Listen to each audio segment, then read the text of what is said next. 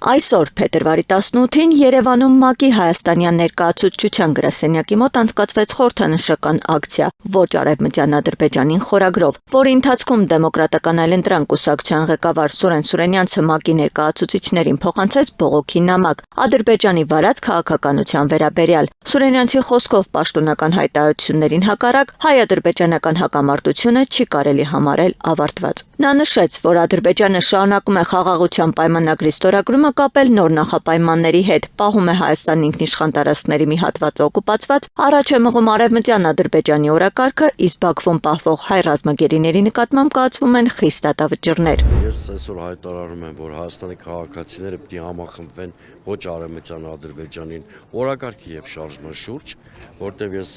մեծ մտավախություն ունեմ, որ մեզ պարտում է Արցախի կորստից հետո այդ տեսլականն ու հեռանկարը։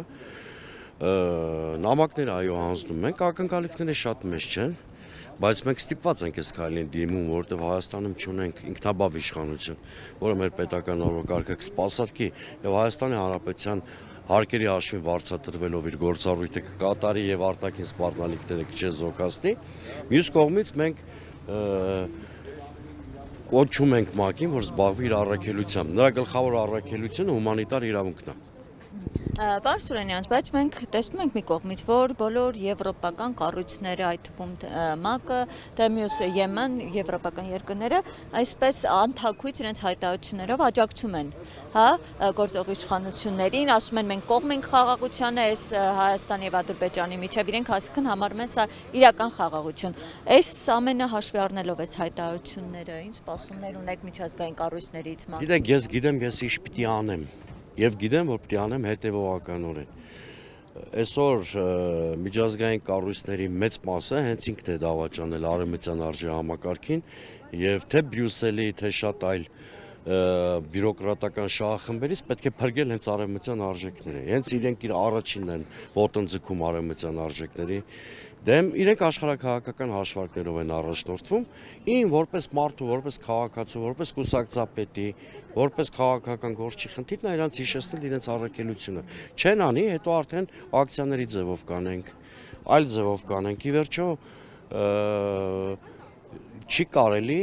աշխարհակահաղական շահերի պատանդ դարձնել հումանիտար իրավունքը։ Մարդիկ խոշտանգվում են Բաքվի բանտերում, դա մեր ազգային ամոթն է։ Գիտեք, վերջերս էլ Ալիևը համեմատեց Արցախի ռազմաքաղաքական ղեկավարներին, ովքեր այս պահին Բաքվի բանտում են, ասեց, որ իրենք ավելի այսպես համատական տարեց, այո, քան նացիստները, ու ասեց հրաժարվում են որևէ կերպ նրանց վերադարձնել ինչ-որ փուլում։ Որ մեզ էլ համեմատում է նացիստական Գերմանիայի հետ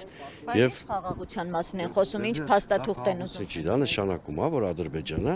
Ալիևի դեմքով նա շատ հմուտ գործիչ է եւ գիտի, որ լսարանի մոտ ինչ է խոսում, ի տարբերություն Հայաստանի պաշտոնյաների։ Դա նշանակում է, որ ինքը Հայաստանի առաջ դնում է անվերապահ կապիտուլյացիայի պահանջ։ Դա խաղաղության հետ որևէ առնչություն չունի։ Ես խաղաղության ամենահետևողական կողմնակիցն եմ այս երկրում, որտեղ մինչև 44 օրյա պատերազմը շարունակ խոսել եմ փոխզիջումների հիմքով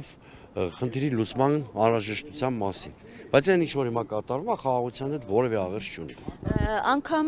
արտաքին հետախուզության ծառայություններ այսպես հայտարարություններ տարածել իր հայտնի զեկույցը, գիտեք, ասում են, որ գրեթե անհավանական է նոր ռազմական էսկալացիան, ու միակ այսպես մտահոգությունը հայտնել են արևմտյան Ադրբեջանը դրա հետ կապված, ասում են միայն սա է, որ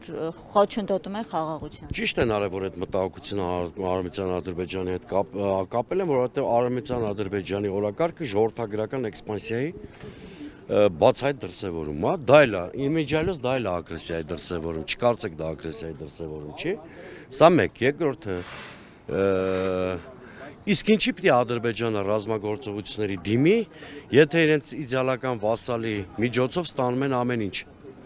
այդ ինչի չեն ստանում, պարտադրանքով, որ պիտի անպայման պատերազմի միջոցով ստանան, մի հատ էլ միջազգային հարթակներում իմիջային կորուստ ունենան։ Պահեստազորի գնդապետ, ռազմաքաղաքական վերլուծաբան Հայկ Նահապետյանը ևս խոսելով ոչ արևմտյան Ադրբեջանին նախաձեռնության օրակարգի մասին, նշում է, պետք է հանրությանը հստակ ներկայացնել հետևյալը. Ադրբեջանի պատկերացրած խաղաղությունը իրականում նշանակում է Հայաստանի միակողմանի զիջումներ եւ կապիտուլյացիա։ Որն է պատկերացումները խաղաղության մասին մեր եւ Ադրբեջանի։ Մերը չգիտեմ, Ալիևինը կապիտուլյացիա, այսինքն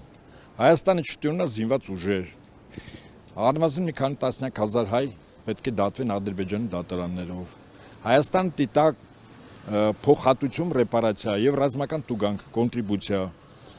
1 միլիոն ադրբեջանցի պիտի վերադառնա Հայաստան։ Հայաստանի եւ Իրանի սահմանը ամբողջովին պիտի վերահսկվի Ադրբեջանի եւ Թուրքիայի զինուժի կողմից, դա իրապես լինի միջանցք։ Իսկ մեր ասելով բնականաբար մեր երկրի քաղաքացիները ժողովրդու դեմ այս ամենին, բայց իրականությունն է նա, որ այսօր օրվա իշխանությունները չեն արտահայտում ժողովրդի կամքը, ցանկությունները։ Նրանք ընդհանրապես կցորդեն Ադրբեջանի իշխանություններին կամ կոլաբորանտ կառավարություն, որը Աշճանաբար դանդաղ, որպեսզի ներսում լուրջ ցնցումներ չլինեն, կատարում են ինչ որ Ալիևն է ուզում։ Աշճանաբար միանգամից չէ։ Դե թե օրինակ 45 թվականի մայիսին Գերմանիայում միանգամից եղավ, որտեվ Խորհրդային Միության զորքերը եւ իր դաշնակիցները մտել էին Բերլին,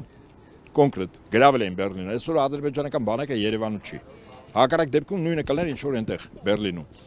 Բայց քանի որ այստեղ չեն, իրենք աշճանաբար են հասնում այն նպատակներին, որի մասին դեպ Ալիև բարձրաձայնում է։ Առանց ՍԹՎ թանքի եւ առանց այսպես վախերի։ Նա հետամուտ ալնելու իր պահանջների կատարմանը կարծում սա։ Ակցիայի մասնակիցները հայտարարեցին, որ իրենց նպատակը միջազգային կառույցների ուշադրությունը հրավիրելն է ստեղծված իրավիճակի վրա եւ հասնել արժանապատիվ ու կայուն խաղաղության։